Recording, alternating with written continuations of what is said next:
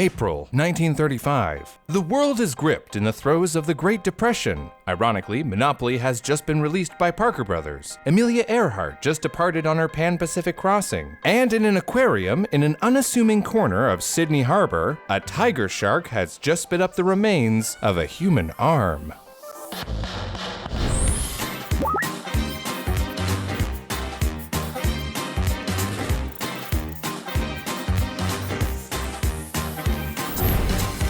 Today's episode concerns a murder mystery and makes reference to, if you don't feel comfortable with those topics, we have plenty of other videos on the channel. And with that out of the way, let's get into it.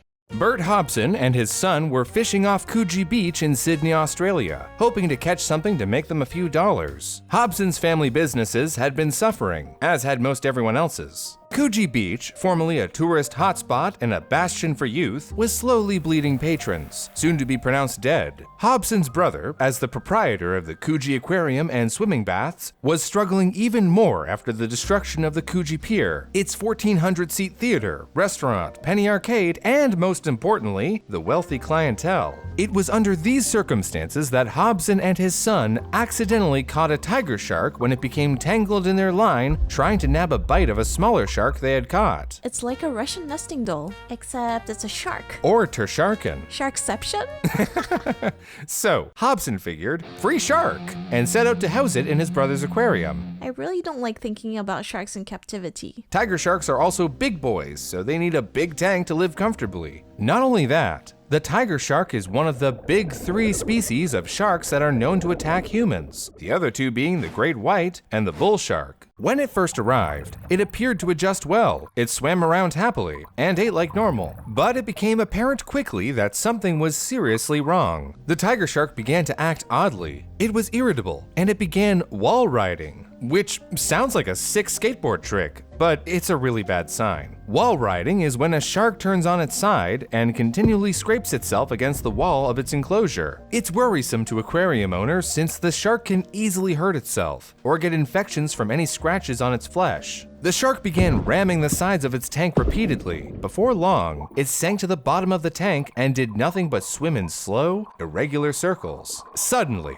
as if it knew that a reporter from the Sydney Morning Herald was there to witness, the shark started to retch, and a copious brown froth, which smelled really foul, poured out of its mouth, before it spit up a bird, a rat, and a human arm with a piece of rope tied around it. Ew, how did it get in there? It's hard to say, because this story is like 86 years old. But I can estimate that since the shark was found near Sydney Harbor, it's possible that the shark swam inland to one of the many coves and shoals that surround the city, and just found a rat taking a morning dip. Not the rat, Brew, the arm. Oh, yes, the arm. I almost forgot. The police were called, and a shark biologist along with a coroner arrived at the scene shortly after. Upon inspection, both experts determined that the arm had not been bitten off by the animal. How could they tell? Well, for one, the arm didn't have any tooth marks on it. And you'd expect that if a shark tore off your arm, you'd probably find bite marks somewhere, right? Secondly, the coroner discovered clean, rigid marks of a blade along the severed section. A homicide investigation was started, and in order to collect leads, police allowed a local newspaper, the Sydney Truth, to print a description of the arm and a rendition of a tattoo of two pugilists squaring off found on the severed limb, hoping that someone might recognize it. The arm was quickly identified, but not by the person who lost it. A man came to the police claiming that the arm belonged to his brother, James Smith, who made his money as an amateur boxer, bookie, and petty crookster who had vanished a few weeks prior. Detectives set out immediately to follow this lead, and quickly put together Smith's last moments before he vanished. He was last seen with his friend and prolific forger, Patrick Brady, at a hotel in a suburb of Sydney called Cronulla, drinking and playing dominoes. Police learned rather soon after that the night had taken a drastic turn for the worse. After finishing at the hotel, the two retired to a cottage that Brady had been renting on the shore of Gunnamatta Bay. When police contacted Brady's landlord, they discovered that he had left, and the interior had been cleaned thoroughly. The mattress was replaced, and a rowboat that came with the property was scrubbed down. With a suspect, the investigation picked up speed.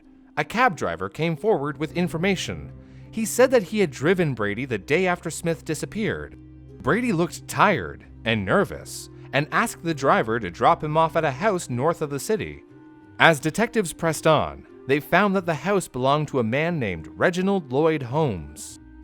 Holmes was not only a respected boat builder and business owner in Sydney, he was also notorious within the dark and seedy underworld of the city, known to control a smuggling ring and trafficked in cocaine, foreign cigarettes, and other contraband items thrown overboard from passing ships.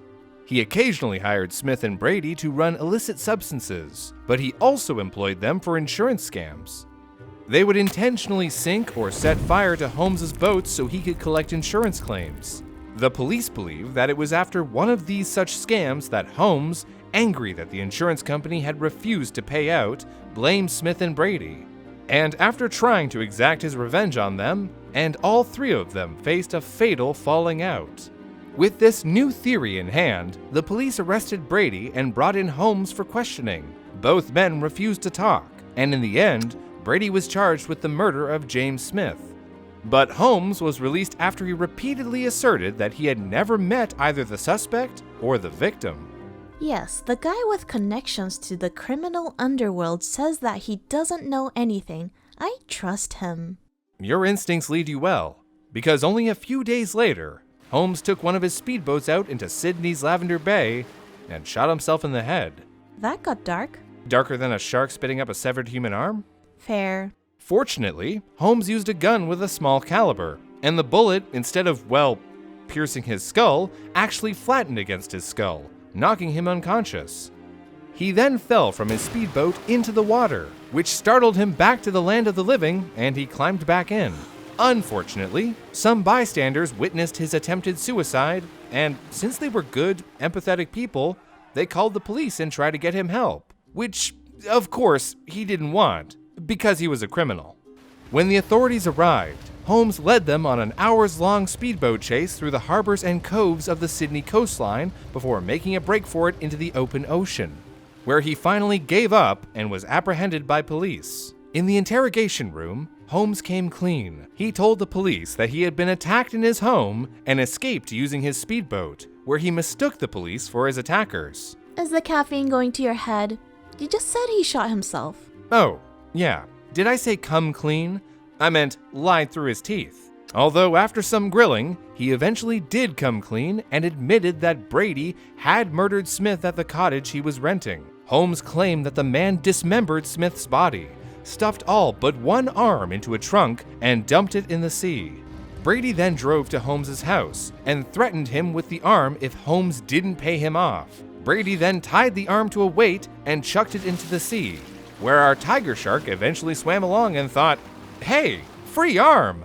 After all of this, Holmes, thinking that the iron fist of the law was coming for him, suffered a mental break and made an attempt on his life. So Brady did it? Seems too easy. Your instincts are correct. No murder mystery is complete without a long and boring legal process. But fortunately for us, the case actually fell apart very quickly into the court proceedings.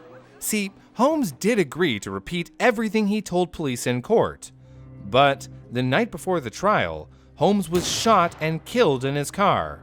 Without his testimony, the defense argued that without the rest of Smith's body, it could not be definitively proven that a homicide had actually taken place, because, technically, finding a severed human arm does not necessarily indicate that the former owner of the arm is dead. Well, it's possible that someone could consensually ask someone to cut their arm off and throw it in the sea, or cut their own arm off for some reason, which is not a crime, right? Right. Brady's defense asked the judge to acquit him on all charges, and he agreed. Brady was released, but the moment that he stepped out of the courthouse, the police arrested him again on charges of fraud and forgery, though he maintained his innocence for the murder for the rest of his life. What's really interesting is that the police assumed that Holmes had killed himself, as indicated by his previous attempt on his life. But his upcoming testimony suggested to authorities that someone had murdered him to keep him quiet. Could it be that Brady killed Holmes so that the murder charges wouldn't stick and he'd get away with it? It's possible, but legal historian Alex Castles has a different theory. He surmises that Holmes took a hit out on himself in order to keep his involvement in the murder plot to remain under the radar, and to ensure that his life insurance policy would pay out for his family, which would have been denied if he had taken his own life.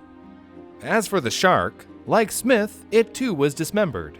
Not to send a message to shark kind that humans don't take none, but to see if there were any more limbs knocking about in its belly. Aw, that's disappointing. It's, if I'm not being too sentimental, the greatest tragedy of this tale of murder and malice. You know, this shark was just doing what sharks do, eating garbage, and through no fault of its own, it was captured, imprisoned, violently ill, then gutted, all because of the follies of 3 men, trying to make a buck in a world harsher and darker than the minds of those most devious of criminals. Yeah, I don't like oceans, but I hate this more. I really love this shark story, and I hope you did too. If you want to see more content like this, feel free to subscribe and hit that little bell to be reminded of every time we upload. Go ahead and leave a like and a comment too if you want.